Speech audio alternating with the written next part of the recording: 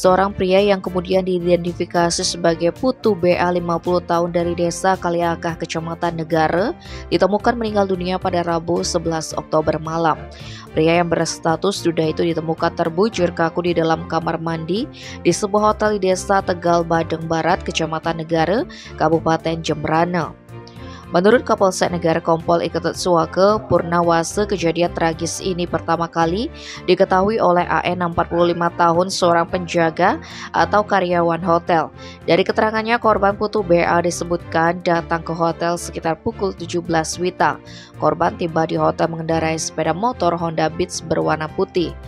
Tak lama kemudian, sekitar 10 menit setelah kedatangan Putu BA, datang seorang wanita yang mengendarai sepeda motor Yamaha Mio berwarna biru, mengenakan helm hitam dan jaket yang langsung masuk ke kamar korban.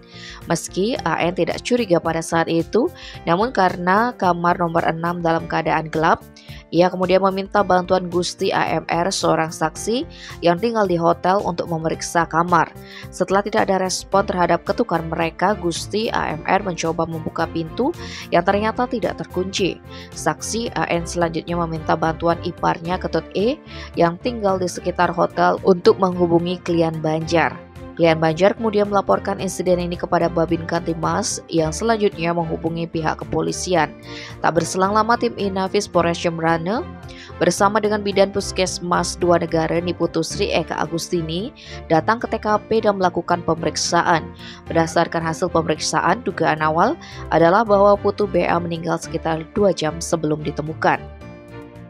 Tim Bali Express melaporkan.